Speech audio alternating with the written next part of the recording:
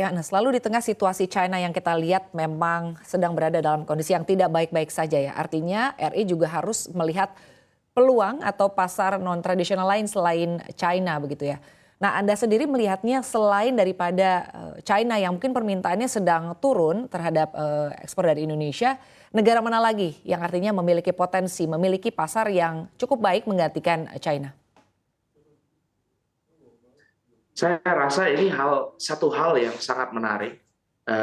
Kita di Kadin baru balik dari roadshow di Tokyo, di mana kita merayakan 50 tahun friendship antara Jepang dan ASEAN.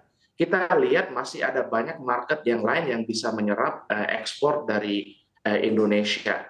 Yang tadi saya sebut yang sangat penting, kita harap bahwa Regional Comprehensive Economic Partnership, RCEP, yang melibatkan 10 negara anggota ASEAN, dan 5 negara mitranya, yaitu adalah di luar Tiongkok juga Jepang, Korea Selatan, Australia, Selandia Baru. Ini bisa menjadi angin segar untuk ekspor Indonesia.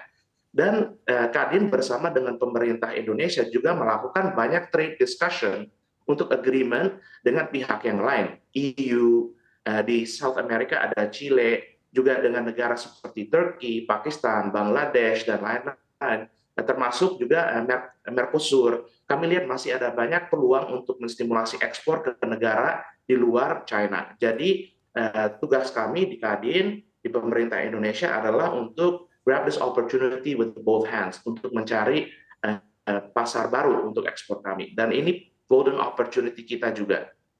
Baik, tadi Anda menyebutkan Jepang, begitu sebut saja Jepang. Anda sendiri melihatnya komoditas apa yang akan menarik atau ekspor apa yang mungkin menjadi market baru atau pasar baru yang memang diminati oleh Jepang?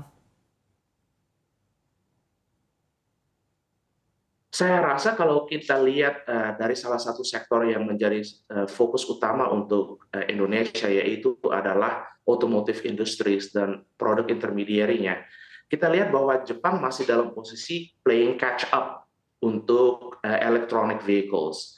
Jadi kita lihat bahwa dari susunan ekspor sekarang ke Jepang yang didominasi oleh bahan bakar dan logam mulia, kita lihat masih ada banyak space untuk kita meningkatkan ekspor besi, baja, dan logam yang lain yang bisa dipakai untuk manufaktur EV.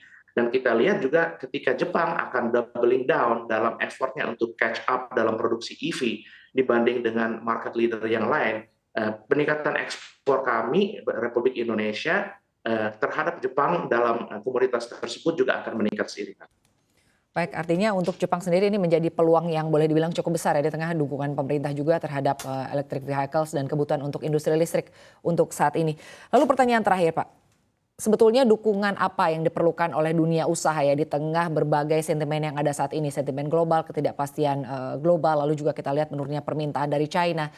Apa sebetulnya yang diperlukan?